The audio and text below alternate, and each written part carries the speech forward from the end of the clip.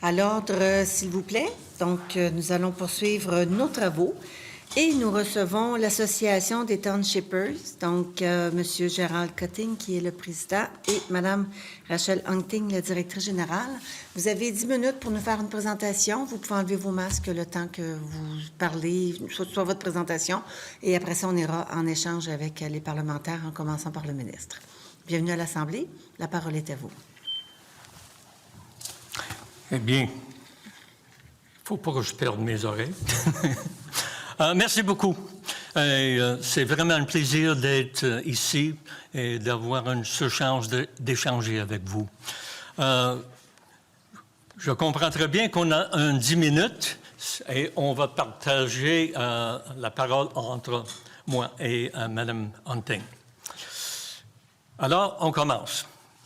Comme l'énonce clairement le préambule de la Charte de la langue française, la promotion et la protection de la langue et de la culture française peuvent se faire dans un esprit de justice et d'ouverture, dans le respect des institutions de la communauté québécoise d'expression anglaise et celle-ci de minorités ethniques, dont elle, l'Assemblée nationale, reconnaît l'apport précieux du développement du Québec. Mais raviver les tensions linguistiques, inviter la critique internationale à leur propos de la violation des droits de la personne au Québec et éliminer des communautés qui ont travaillé à construire cette province, main en main avec leurs homologues francophones, ne sert les intérêts de personne. En conséquence, tout en étant pleinement d'accord sur le fait que la protection et la promotion de la langue et la culture française sont impératifs pour préserver le caractère unique du Québec. Le conseil d'administration de l'Association des Townshippers déplore des tentatives gouvernementales de prévenir par une loi omnibus et par son utilisation massive de la clause non-obstance, et ils soumettent des recommandations suivantes. Retirer le projet de loi 96. Susciter la part de ceux d'un texte de loi de 7 en vigueur affectera lors de la réduction d'un nouvel projet de loi. Des consultations peuvent facilement être organisées par l'entremise de la Secrétariat de relations avec les Québécoises de langue anglaise et d'autres instances et ministères concernés, dont le MES. Si la loi est modifiée, mais sans être retirée, ne pas invoquer la clause non-d'instance et assurer que la Charte québécoise des droits et libertés demeure intacte. Tout parti de la législation qui ne peut pas être défendu devant un tribunal mérite d'être retiré. Faire la différence entre la communauté anglophone minoritaire du Québec et la menace mondiale de l'anglais en reconnaissant dans la loi que la majorité anglophone du Québec est officiellement la communauté minoritaire au Québec avec un statut historique et juridique légitime. L'octroi du statut de minorité officielle à la communauté anglophone du Québec est un indicateur puissance du statut de la langue française dans la province et que les Québécois francophones ont atteint une majorité dominante et sûre. Mettre de côté la définition étroite de l'admissibilité au service gouvernemental en anglais comme étant uniquement des personnes admissibles à l'enseignement en anglais, tel que décrit dans la loi sur l'instruction publique. Cette notion est impraticable, n'a aucune corrélation valable avec l'état de santé et des besoins d'une personne et risque de priver d'énormes personnes de l'accès à des services efficaces et sûrs. Au lieu d'accorder à l'Office québécois de la langue française l'autorité excessive décrite dans le projet de loi actuel, procéder à des investissements stratégiques qui permettra de créer des ressources provinciales sur les secteurs de l'éducation, des affaires et du tourisme, et offrir des programmes fondés sur les données, ainsi que les mesures incitatives axées sur la promotion et la valorisation de la langue française d'une manière dynamique, inclusive et stimulante, et non d'une façon rigide et imposée. Comme le philosophe français Albert Camus l'a déjà dit, la démocratie, ce n'est pas la dictature de la majorité, c'est le respect des minorités. Lorsqu'on examine les mesures mises de l'avant pour être encaissées dans la loi en vertu de réaliser la vision énoncée de la promotion et protection de la langue française, on expose une approche sophistiquée et bien conçue pour restreindre l'accès à la langue anglaise dans la province, une approche qui déshéritera effectivement la communauté anglophone de tout statut juristique ou reconnaissance officielle comme partie intégrale de la nation québécoise. Respectueusement, ce projet de loi nous pose beaucoup plus de questions qu'il n'offre de mesures concrètes pour protéger et promouvoir le français. La communauté anglophone du Québec n'est en aucun cas responsable de la réalité selon laquelle la langue anglaise est la lingua franca utilisée au monde pour les questions relatives au commerce, à la science, à la technologie et par la majeure partie des médias sociaux grand public. En omettant systématiquement de faire la différence entre la menace extérieure de la langue anglaise et les membres de sa propre population québécoise, le gouvernement participe activement à la diffamation de notre communauté et à son statut problématique aux yeux des principaux médias de langue française de la province.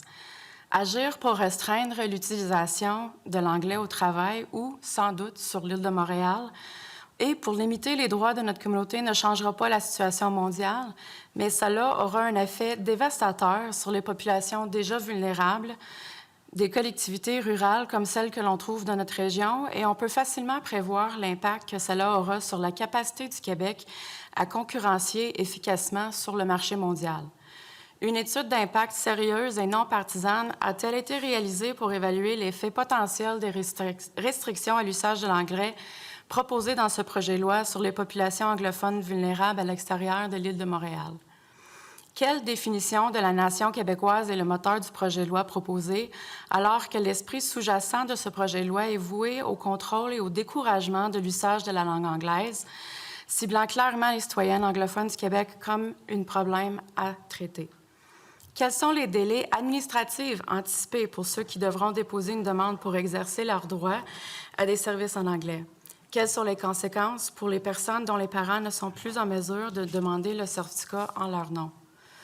Qu'en est-il de l'incohérence entre les droits accordés aux Québécois d'expression anglaise par la loi sur la santé et les services sociaux et les restrictions imposées par le projet de loi 96? Comment le Québec s'assurera-t-il que la prestation des services restera accessible aux ayants droit, étant donné que le projet de loi comprend plusieurs propositions qui créeront des barrières et des éléments dissuasifs à la prestation des services en anglais et au personnel ayant les compétences adéquates pour les fournir? As Lucien Bouchard said in 1996, when you go to the hospital, you're going for a blood test, not a language test. Invoquer la clause nonobstant pour écarter les chartes fédérales et québécoises des droits et libertés est une geste qui affecte les droits et libertés de tous les Québécois, en raison de la grande portée des conséquences d'une mesure aussi radicale. La Charte québécoise des droits et libertés, adoptée à l'unanimité à l'Assemblée nationale il y a 46 ans, serait-elle tout simplement mise de côté? Assurément, cette loi fondamentale du Québec, qui représente une énoncé puissant des valeurs québécoises, ne peut, elle, pas être renversée sans l'approbation unanime de tous les membres de l'Assemblée et certainement pas modifiée sans le consentement unanime. Quelles mesures le projet de loi 96 prend-il pour s'assurer que la primauté du droit demeure une force constante dans la prise de décision?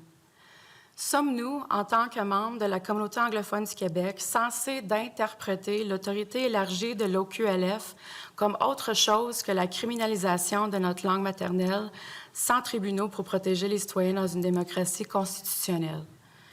Pouvez-vous décrire les mécanismes prévus à l'intérieur du projet de loi 96 pour protéger les citoyens contre les signalements faux, ciblés et malveillants? le projet de loi 96 lui-même ne fournit pas un aperçu clair des structures bureaucratiques et administratives qui pourraient être nécessaires pour contrôler, inspecter et suivre la mise en œuvre à long terme de cette législation. Savons-nous quels seront les coûts totaux associés à la mise en œuvre du projet de loi, financiers ou autres? Et pour terminer, quelle autre solution le gouvernement a-t-il exploré pour améliorer l'usage du français en milieu de travail avant de fixer son choix sur les dispositions du projet de loi 96? Merci. Et ceci met fin à la présentation. Vous étiez pile dans le temps. Monsieur le ministre, la parole est à vous pour vos 17 minutes. Merci, Madame la Présidente. Monsieur Cotting, Madame Hunting, bonjour. Je salue votre présence à l'Assemblée nationale. Manifestement, ce que je reçois de votre témoignage, c'est que vous êtes en désaccord avec le projet de loi 96 et je respecte ça. Je respecte le fait que votre association émet de fortes réserves, voire le retrait du projet de loi 96. Mais j'ai été un peu troublé par les propos que vous venez de tenir à plusieurs égards. Et peut-être que je vais vous rassurer. Je sens beaucoup d'inquiétude de votre part et probablement de vos membres également. Puis je pense que c'est important que je les rassure. Dans un premier temps, lorsqu'on parle de nation, pour moi, pour le gouvernement du Québec, la nation, ça inclut tous les Québécois et toutes les Québécoises. Peu importe leurs origines, peu importe leur langue maternelle. On est ensemble au Québec. On a construit le Québec. Vous savez, la minorité anglophone a participé à ce qu'est le Québec d'aujourd'hui. Dans le passé, actuellement et dans le futur. Comme les nations autochtones, comme les francophones, comme les nouveaux arrivants également qui choisissent de venir au Québec et qu'on accueille. Parce qu'on veut qu'ils choisissent le Québec. Et on veut qu'ils s'intègrent au Québec. Alors, l'objectif du projet de loi, c'est de faire la promotion de la langue française pour le futur, notamment. Parce qu'il y a des enjeux, il y a des lacunes. Mais dans le projet de loi, il n'y a rien, absolument rien, qui affecte les droits des Québécois d'expression anglaise. Et même, on rajoute certains droits. Notamment le fait pour un jeune homme ou une jeune femme d'expression anglaise au Québec qui étudie dans une école anglaise au primaire, au secondaire, et on va lui donner priorité pour étudier dans sa langue au niveau collégial. Ça ne s'était jamais fait et c'est une avancée pour la communauté anglophone. Vous avez abordé tout à l'heure, Mme Hunting, la question des soins de santé. Ça me préoccupe beaucoup, les propos que vous tenez. Parce que, et je l'ai énoncé dès le moment du dépôt du projet de loi, la loi sur la santé des services sociaux demeure et donc il ne sera jamais question de retirer des services et la loi demeure. Alors, c'est le statu quo pour la communauté anglophone. Pour les institutions anglophones, pour les services qui sont donnés à la communauté anglophone, il n'y a absolument rien qui change et je me suis assuré personnellement, lorsqu'on a rédigé le projet de loi 96, que les droits de la communauté anglophone allaient être respectés, maintenus. Et ça, c'est très, très clair. Je comprends, à partir de ce moment-là, que vous êtes en désaccord avec le projet de loi 96, puis vous dites, on ne devrait pas aller là. Mais par contre, je vous inviterais peut-être à un peu de modération, parce qu'entre la réalité de ce qu'il y a dans le projet de loi 96 et le discours que vous véhiculez, c'est vraiment deux choses complètement distinctes. Alors, j'aimerais ça voir avec vous quelles sont les suggestions que vous avez pour bonifier le projet de loi et qui nous permettraient d'avoir un dialogue constructif. Bon, pour commencer, il faut comprendre qu'on représente une région où que la population, depuis un certain nombre d'années, on s'apprend dans une situation où on est vraiment minoritaire. Dans notre région, c'est quasiment impossible d'avoir un emploi sans être capable de fonctionner en français. C'est absolument sûr. Pour nous, le Québec, La majorité est français et on comprend très bien que vous voulez assurer à la population majoritaire que vous êtes dans une position de prendre certaines mesures. Vous posez la question, est-ce qu'il y a des gestes que vous pouvez mettre en avant pour nous assurer que c'est vraiment une loi qui nous protège? Un geste tout de suite, je vais vous dire, gardez dans la section sur la santé la loi sur l'accès des services en santé. Et peut-être vous pourrez aller avec la clause le grand-père, ça veut dire que tous les gens qui reçoivent des services en anglais présentement pourraient garder ce statut. Ça, c'est un geste qui pourrait être avancé. Ça va nous donner tout de suite une reconnaissance qu'on est vraiment une population qui a droit de certains services. Et on est parfaitement d'accord. Est-ce qu'on peut travailler ensemble pour trouver des solutions qui ne nous donneront pas l'image que le projet de loi, c'est vraiment un projet qui nous vise? Si vous êtes ici dans ma chaise, c'est difficile de voir comment je pourrais dire d'autres choses. Ça va prendre des gestes concrets. Ça va prendre des compromis. Et on propose que dans un contexte de la démocratie, est-ce qu'il y a une façon de s'assurer, avant que la loi va y aller plus loin, qu'on a plus de consultations, plus de gens qui sont dans la situation anglaise, qui pourraient vous exprimer exactement ce qu'on on comprend par ce loi-là. Et c'est assurant que vous êtes ouverte, mais même si vous dites, vous avez pris beaucoup de temps pour nous assurer, et quand on lit que vous êtes prêt à mettre à côté les deux chartes, ça ne nous soulage pas du tout. Parce que qu'est-ce qui est fondamental dans une démocratie constitutionnelle, c'est qu'on peut toujours avoir l'accès à un tribunal et c'est fermé, la porte est fermée là-dessus complètement. Okay. Two things on that. You know, you just say, we want to have the assurance that nothing changed about the health services. Section 15 of La Loi sur la santé et les services sociaux. As I said in French before, Bill 96 doesn't affect these rights. It doesn't change Section 15 of La Loi sur la santé et les services sociaux.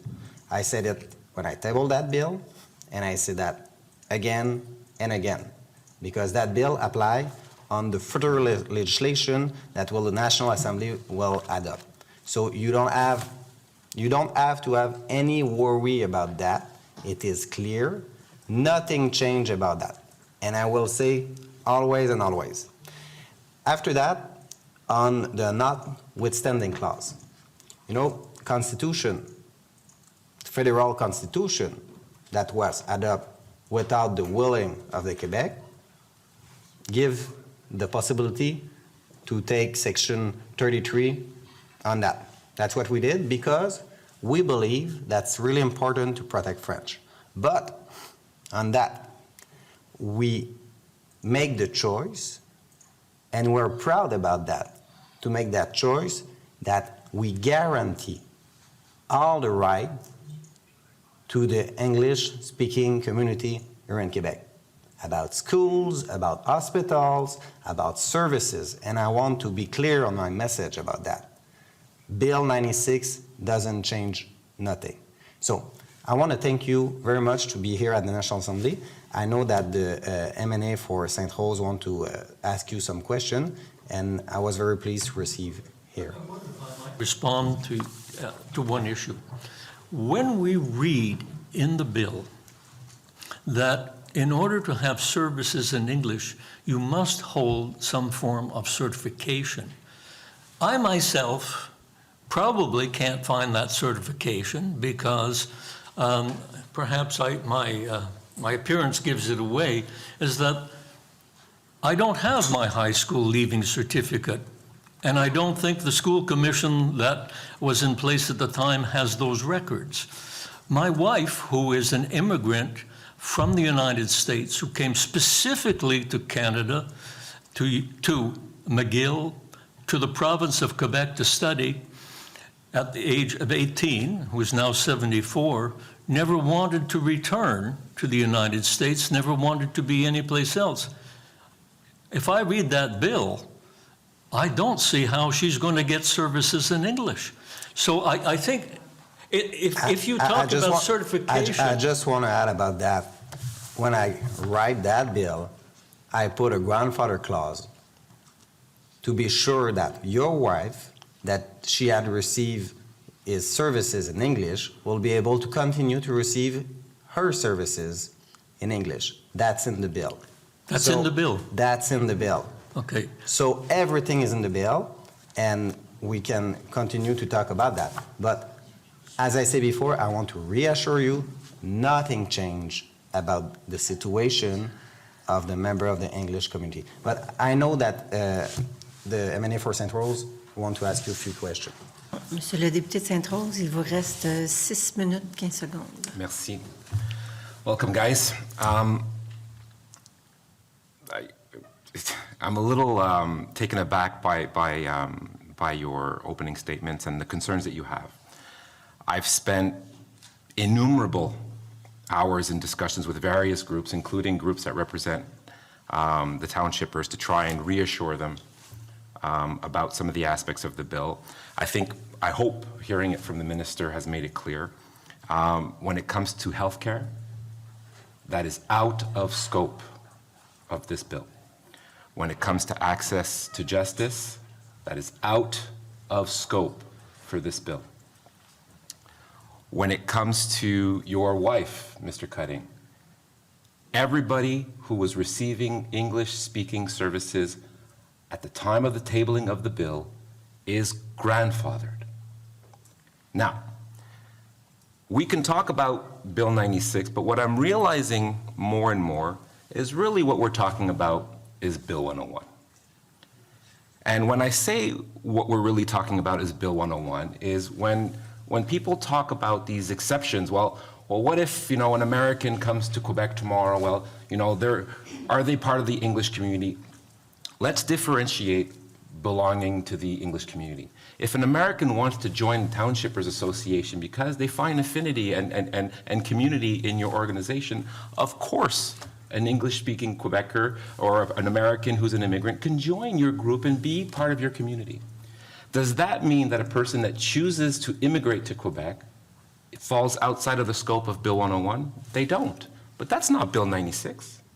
That's Bill 101. That was passed before I was born. So that has nothing to do with Bill 96. That has to do with whether or not you're an immigrant to Canada and whether or not you're a person in scope of Bill 101. So I've tried to reach out. I've tried to say these things. I hope you'll take us on our word about the changes that apply. With regards to the notwithstanding clause, and I've said this in French, but I'll say it in English this time, because there's this notion that is bandied about that somehow using the notwithstanding clause is counter constitutional or counter legal. But the first thing that we forget, and the minister alluded to it before, is that the only reason we have a Charter of Rights and Freedoms in Canada is because premiers of innumerable provinces insisted on the notwithstanding clause being there. Why?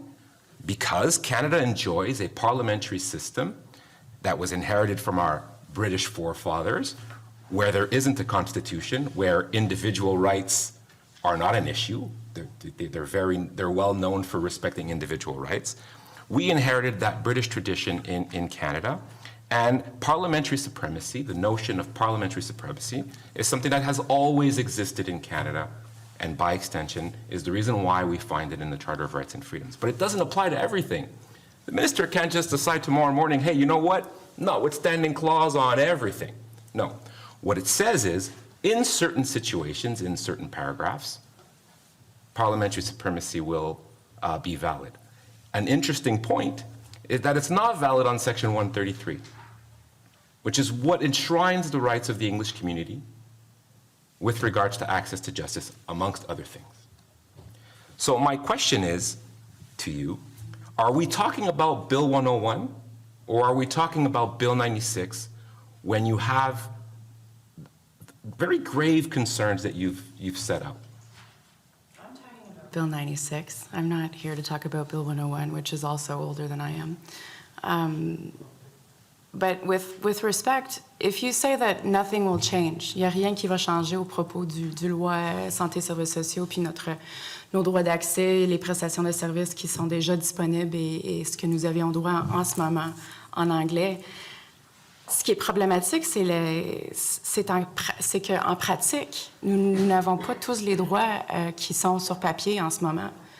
Je ne peux pas aller dans ma région avoir la prestation de services assurée dans n'importe quel établissement de santé et services sociaux que j'essaie d'accéder.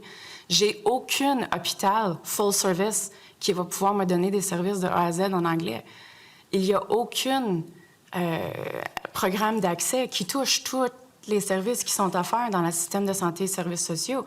Fait que si c'est le statu quo, ça veut dire que j'ai pas les mêmes droits. Ben, I still do not have the ability to exercise the rights I have under the law currently with Bill 96. And that... It's the practicality and on that, of your legislation. We will agree because we've had, me and your association, the Secretariat and your association, innumerable meetings about addressing that very gap in services. It's one of the reasons why the Quebec government funds the townshippers and other community groups in order to help us bridge those gaps. So I agree that there are genuine concerns, but how is that applicable to Bill 96? How is Bill 96 coherent with, les mesures et besoins prioritaires retenus pour les personnes participantes in the Secretariat's consultation process in 2019, in the report that was released in December 2020?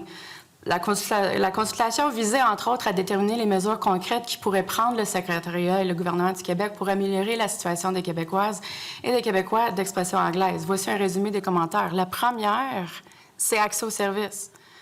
Puis les mesures que la communauté a exprimées qui pourraient améliorer l'accès aux services pour les anglophones du Québec. Fonction publique devrait considérer le bilinguisme un atout. Et je dois mettre fin à l'échange avec le député de Sainte-Rose. Donc, Madame la députée de Marguerite Bourgeois. Merci beaucoup. Bonjour, monsieur, bonjour, madame. Écoutez, on va continuer un petit peu là-dessus. Je laisserai la parole à mon collègue de Darcy McGee après. Vous savez, j'ai fait partie d'une commission d'enquête sur la protection de la jeunesse et il y a tout un chapitre sur les droits aux anglophones. Et effectivement, c'est documenté qu'il y a un manque de services aux populations anglophones, particulièrement en région. Et c'est vrai qu'on a un ancien ministre de la Santé qui connaît bien ça aussi, le gouvernement actuel aussi, le député de Sainte-Rose vient de le dire, ça c'est du connu et malheureusement, il faut... c'est une situation qu'on déplore et il faut trouver des façons d'améliorer les services de protection de la jeunesse, les services d'éducation, les services de santé, etc. Et ça, je pense que nous sommes pas mal tous d'accord là-dessus. Mais quand on parle de propositions constructives ou en tout cas nouvelles, je trouve quelque chose d'intéressant dans votre présentation, c'est dans votre mémoire aussi. Vous parlez que vous aimeriez avoir pour votre communauté un statut minoritaire. J'entends le statut au sens de reconnaissance, mais c'est la première fois que j'entends ce concept-là, en tout cas dans un mémoire pour votre communauté. Pouvez-vous nous expliquer un peu ce que ça serait, ce statut de minoritaire? Bien, dans le fond, ça va chercher la partie du développement identitaire pour les jeunes Québécoises d'expression anglaise. C'est très difficile d'agrandir au Québec comme membre de la communauté minoritaire linguistique et de vraiment saisir qu'est-ce que ça veut dire Quand on se voit à nulle part sur le plage public, quand on n'a pas accès à la culture québécoise d'expression anglaise, c'est facile de dire you have access to English because English is, present in the world, but we don't have access to English-speaking Quebec culture and offers from that community. And having a status, avoir un statut qui donne le statut minoritaire, ça veut dire que les Québécois d'expression anglaise font vraiment partie intégrante de la nation québécoise, que nous ne sommes pas une problématique ou quelque chose à gérer, que d'autres générations de jeunes anglophones ne se feront peut-être pas ou moins se faire traiter d'anglais ou d'anglophone dans les cours d'école, qui n'aura peut-être pas les mêmes expériences que moi j'ai vécues en grandissant, parce que le statut est là, ça fait partie du discours, ça fait partie, c'est une façon de vraiment mettre ça concret.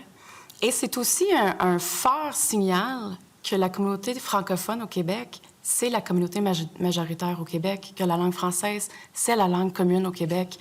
Il n'y a personne chez nous, chez Townshippers, qui est en désaccord avec ça.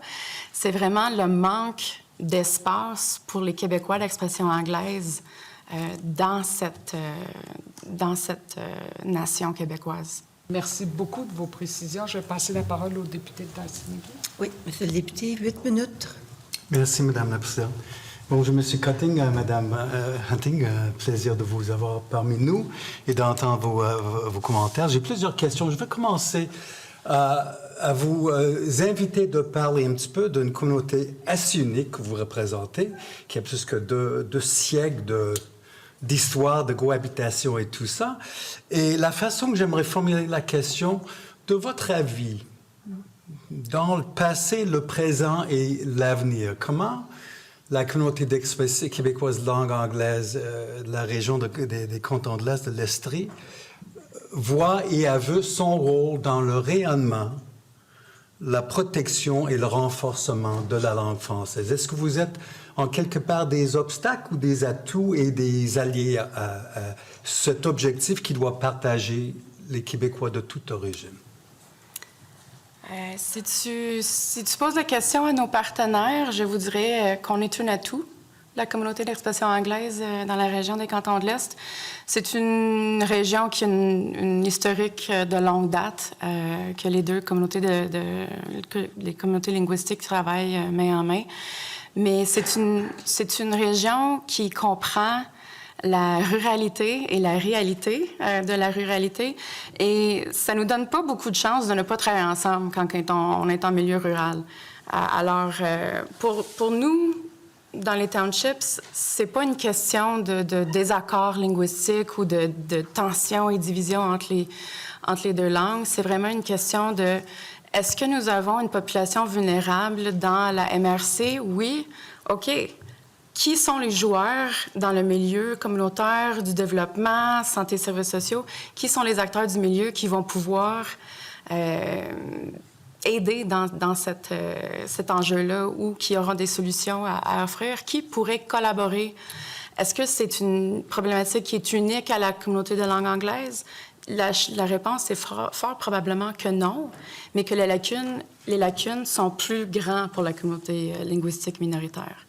Et ce qui nous concerne avec le projet de loi 96 et avec l'accès aux services notamment, c'est qu'il y a des propositions dans le projet de loi qui sont dissuasifs aux gens de faire leur travail dans la langue anglaise ou pour les employeurs aussi qui vont être obligés de justifier des postes qui auront un exigement pour une compétence linguistique qui est autre que le français.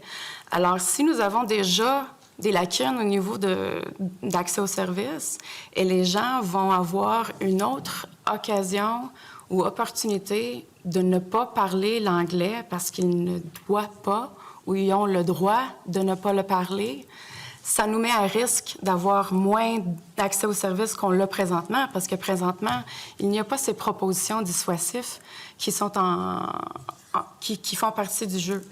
Alors, ça fait partie de ce qui nous préoccupe.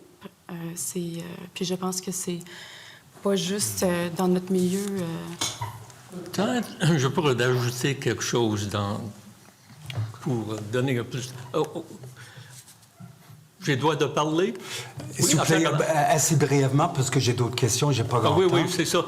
C'est quand on regarde les cantons de l'Est, ça pourrait être une étude très, très intéressante, parce que depuis un certain nombre d'années, il faut comprendre que ça faisait partie d'un territoire où que les premiers arrivés, c'était les Américains, les Anglais, les Écossais et les Irlandais. La langue seconde, pendant un certain nombre d'années, c'était la Gaelic. Et qu'est-ce qui s'est produit? C'est que présentement, on a perdu quasiment toutes nos institutions.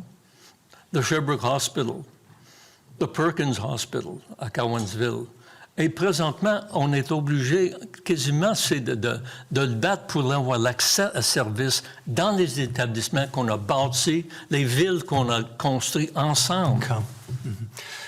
Contrairement aux députés de Sainte-Rose, moi, j'ai bien compris que vous êtes en train de vous focuser sur le présent, sur le projet de loi 96.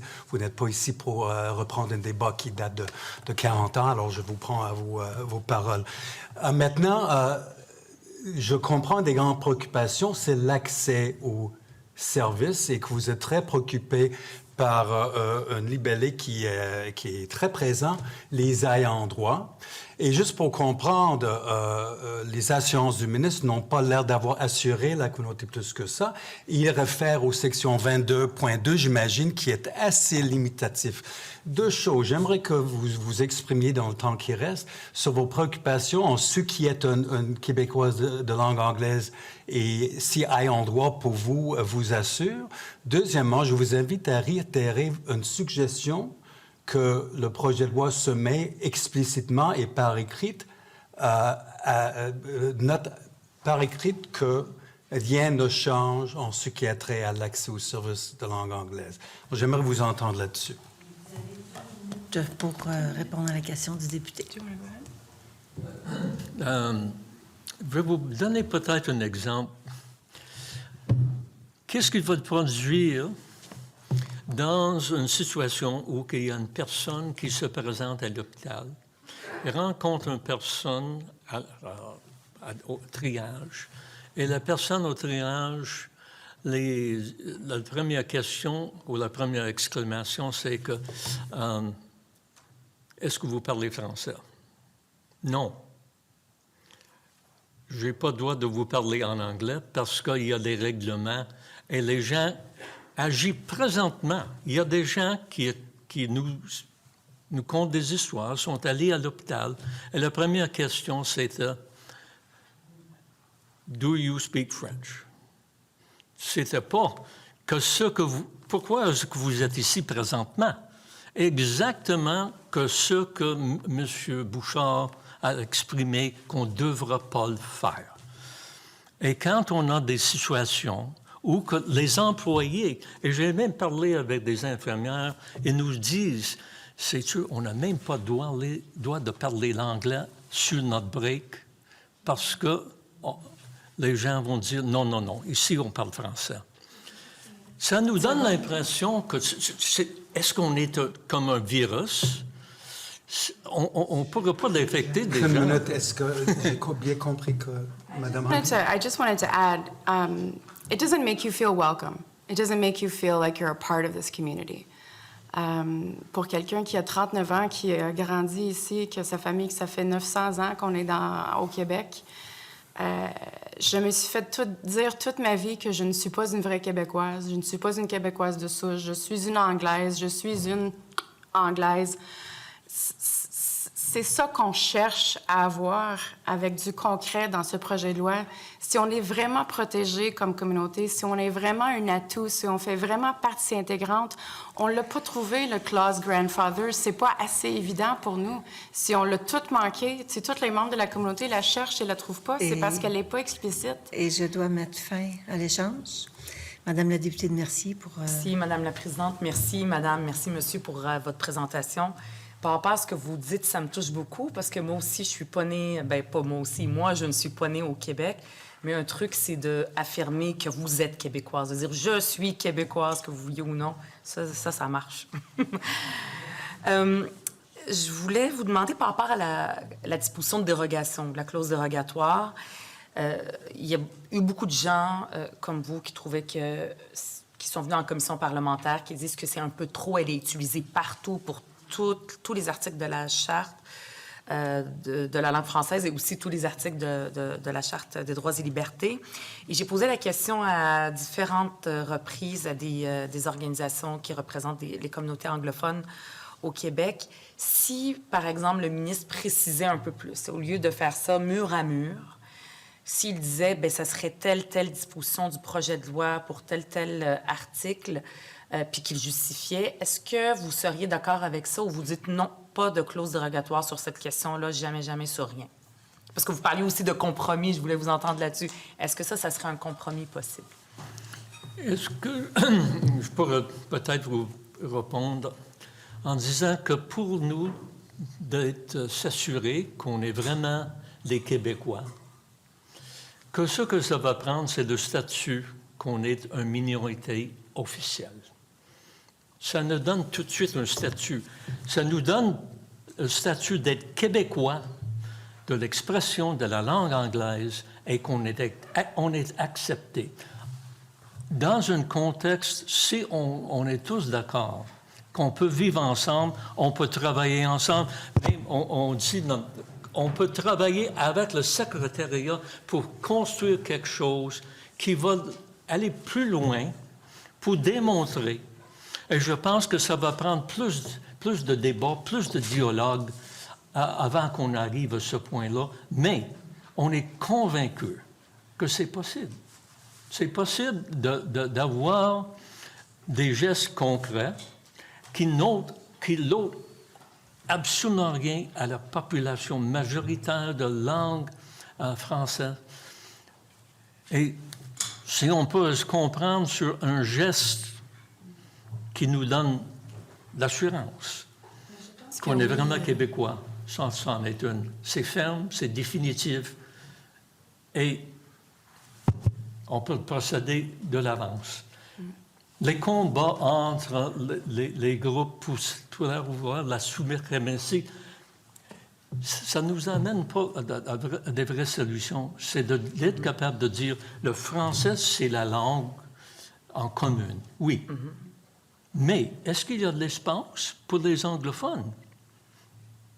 Et je vais vous dire, oui, on a de l'espace. Et si on est donné plus de l'espace, on va être plus des partenaires, on va être plus des gens qui peuvent participer. Mais vous sentez qu'en ce moment, il n'y a pas d'espace ou c'est le projet de loi, dans le fond? Parce qu'en ce moment, les droits des minorités historiques anglophones sont reconnus. Une affirmation des valeurs et de vision du Québec. Et notre vision, on est inclus. Et comme Mme Hunting vous a dit plusieurs fois, et moi, je m'en souviens, j'allais à la messe avec ma mère. Souvent, M. le curé nous disait, « Si vous rencontrez un protestant sur la rue, traversez la rue. » Un protestant, c'est un Anglais. Ah. Et quand on voit le projet de loi, on a l'impression que l'État a pris la place des curés. Ouf! Écoutez, ça... mais vous vouliez dire quelque chose par rapport à la clause de dérogation? Pour répondre à ta question, je pense que c'est sûr que le clause nonobstant, c'est pas l'idéal puis c'est pas souhaité. Mais l'utilisation at large, c'est très problématique. Une utilisation qui serait plus précise, qui serait justifiée, qui serait bien éclaircie, je pense que oui, ça serait un pas dans une bonne direction, parce que c'est pas juste on va le mettre partout, comme ça, il n'y aura pas de questions qu'on pourrait aller devant les cours. Mais si on explique pourquoi elle est utilisée, dans quelles instances, avec des éclaircissements, je pense que ça serait un début au moins. Donc, vous êtes d'accord qu'on peut l'utiliser pour protéger les droits collectifs? Je veux pas dire ça, non. Non. Non. Parce que les droits individuels, c'est fondamental. Les droits individuels sont quand même très importants, Bien oui. sûr. Puis je ne suis pas d'accord à l'utilisation du clause non-obstant pour enlever les droits individuels. Mais vous dans la disiez que vous loi. étiez... Parce que j'essaie de trouver un compromis. Vous disiez que vous étiez quand même d'accord. Bien, Si on je définit pense un, que si ça serait l'utilisation est éclaircie, il y a un essai de la justifier puis de décrire pourquoi elle est dans certains éléments. C'est déjà mieux que juste de la mettre partout puis dire on va l'utiliser comme ça. Il n'y a pas question, la loi va passer puis on n'aura pas d'instance où les gens vont pouvoir nous amener en cours ou un recours devant les tribunaux par rapport à ce loi-là. Et ceci met fin à l'échange. Merci. Donc, merci pour votre passage en commission parlementaire. Nous allons suspendre quelques instants pour permettre au prochain groupe de prendre place.